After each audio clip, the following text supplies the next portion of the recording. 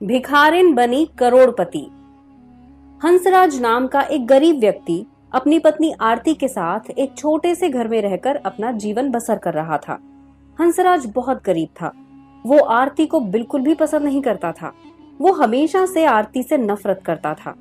एक दिन रात में हंसराज अपने घर में एक डिब्बे को हाथ में लेता है। जी क्या हुआ, क्या ढूंढ रहे हैं आप? इस डब्बे में मैंने 20 रुपए रखे थे, कहाँ गए? जी वो पैसे तो मैंने एक भिखारी को दे दिए। कल शाम को एक बुजुर्ग व्यक्ति हमारे घर आए थे। बेचारे बहुत भूखे लग रहे थे, इसीलिए मैंने उन्हें वो 20 रुपए दे दिए। तभी हंसराज आरती को एक जोर का चांटा मारता है। तेरा बाप के घर से लाई थी क्या वो 20 रुपए जो भिखारियों को बांट रही है? यहाँ मैं एक एक रुपया इतनी मेहनत से कमा रहा हूँ और तू मेरा पैसा ऐसे लोगों में बांटकर बर्बाद कर रही है। हंसराज फिर से आरती को मारता है। जी मुझे माफ कर दीजिए, वो बेचारे बहुत भूखे लग रहे थे, इसीलिए मैं। वो पैसा मैंने अपनी शराब के लिए रखा था, समझी? और तूने वो पैसा एक भिखारी को दे दिया। आज तो मैं तुझे बेच ही दूंगा। तेरे जैसी मनहूस औरत से शादी करके मैंने अपने जीवन की सबसे बड़ी गलती कर दी। चल मेरे साथ, चल। हंसराज आरती को घसीटते हुए घर से बाहर ले जाता है। जी मुझे माफ कर दीजिए, मुझे छोड़ दीजिए। जब से तू मेरे जीवन में आई है, मेरे जीवन में हमेशा बर्बादी ही बर्बादी आई है। आज तुझे बेचकर मैं उन पैसों से महीने भर की शराब पीऊंगा। चल। अंधेरी रात में सुनसान सड़क पर हंसराज आरती को घसीटते हुए सड़क से ले जा रहा था। आरती हंसराज के सामने गिड़गिड़ाती रही, पर हंसराज को आरती पर जरा भी रहम नहीं आ रहा था। आरती चीख चीख कर मदद की गुहार लगाती रही, पर कोई उसकी मदद करने वाला वहां नहीं था। तभी एक रमेश नाम का शराबी व्यक्ति नशे में धुत होकर वहां आता है। ये इस महिला को कहाँ ले जा रहा है तू? भाई साहब मुझे बचा लीजिए, ये आदमी मुझे बेचने ले जा रहा है, मुझे बचा लीजिए। बेचने ले जा रहा है? ये ले 5,000 रुपए और ये महिला मुझे दे दे, मुझे। हंसराज पैसे देखकर रमेश के हाथ से पैसे छीन लेता है और आरती को रमेश के हवाले करके वहां से चला जाता है। अब रमेश आरती को वहां से ले जाने लगता है। तभी आरती रमेश को धक्का दे देती है। तभी एक तेज रफ्तार ट्रक सीधे रमेश को उड़ा कर ले जाता है और रमेश की वहीं मौत हो जाती है। हे भगवान, ये आदमी तो मर गया। अब मैं क्या करूं? यहाँ तो कोई भी दिखाई नहीं दे रहा है। अगर अपने पति के पास गई तो वो मुझे फिर से कहीं और बेचने ले जाएगा। आरती डरी डरी सहमी हुई वही सड़क पर खड़ी थी। तभी उसे शहर जाने वाला रास्ता दिखाई देता है। अब मैं शहर चली जाती हूँ। मेरा इस संसार में अपना तो कोई है नहीं। एक पति है, वो भी कभी अपना नहीं बना। अब मेरा इस गांव से चले जाना ही बेहतर रहेगा। अपने ऊपर जुल्म सितम को याद करके आरती रोते रोते शहर की ओर चली जाती है। देखते ही देखते सवेरा हो जाता है। अनजान शहर, नए लोग और नई जगह पर आरती अकेली दर बदर रास्ते पर भटक रही थी। कितनी प्यास लगी है मुझे, कहीं से पानी पी लेती हूँ। आरती के बाल पूरे बिखरे हुए थे। उसके बदन के कपड़े भी कई जगह से फट चुके थे। आरती को देखने वाला हर इंसान उसे भिखारिन ही समझ रहा था। तभी आरती एक दुकान में जाती है। भाई साहब मुझे थोड़ा पानी दे दीजिए, बहुत जोरों की प्यास लगी है। ए भिखारिन, चल निकल यहाँ से। पता नहीं कहाँ कहाँ से चले आते हैं, निकल यहाँ से।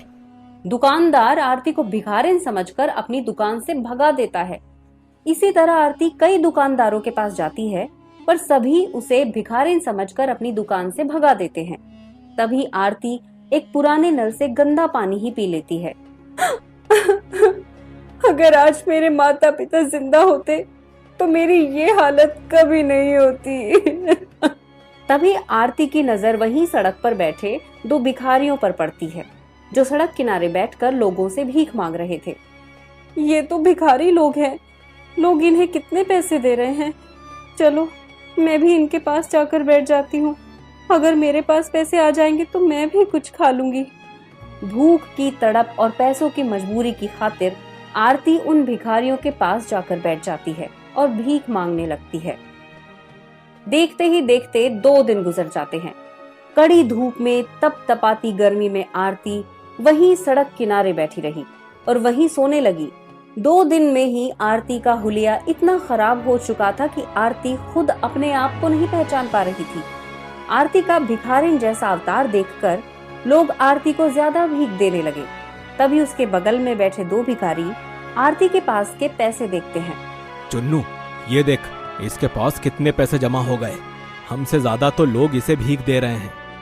चल, इससे सारे पैसे छीन लेते हैं और इसे यहाँ से भगा देते हैं। दोनों भिखारी आरती को पकड़ लेते हैं और उसके हाथों से पैसे छीन लेते हैं। अरे ये मेरे पैसे हैं, मुझे मेरे पैसे वापस करो। हमारे इलाके में आकर भीख मांगने की तेरी हिम्मत कैसे हुई? चल निकल यहाँ से, अब ये पैसे हमारे हुए हैं। चल निकल।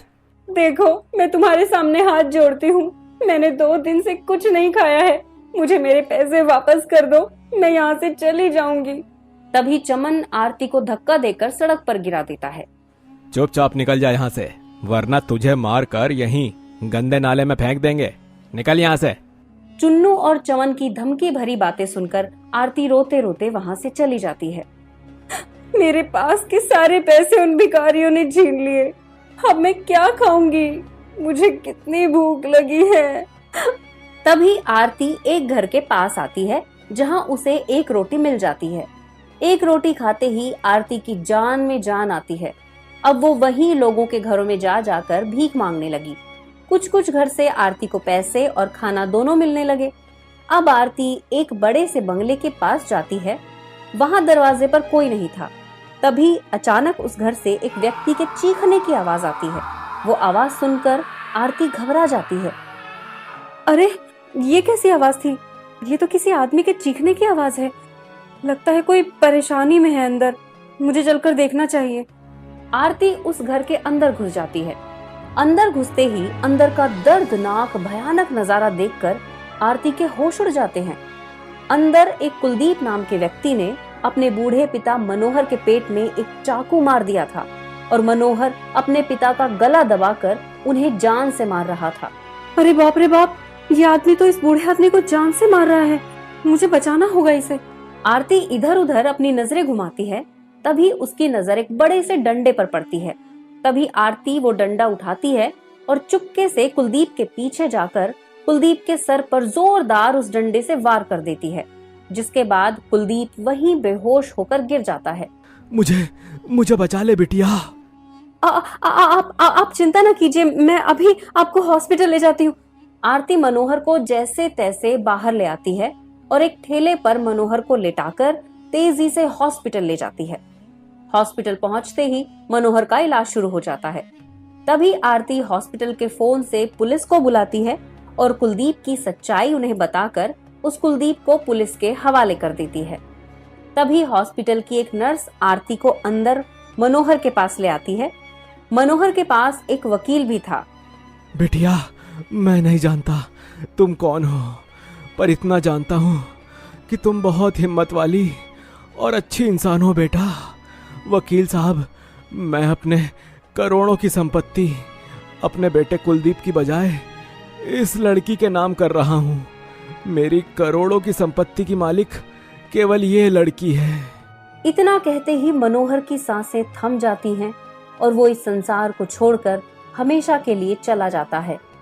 तभी वकील साहब मनोहर की सारी संपत्ति के पेपर आरती के हवाले कर देता है। आरती जी, ये लीजिए आपकी करोड़ों की संपत्ति, अब केवल आप ही इनकी मालकिन हैं। आरती वो पेपर लेकर मनोहर के बड़े से घर में आ जाती है और एक भिखारिन आखिर आज करोड़ों की मालकिन बन गई।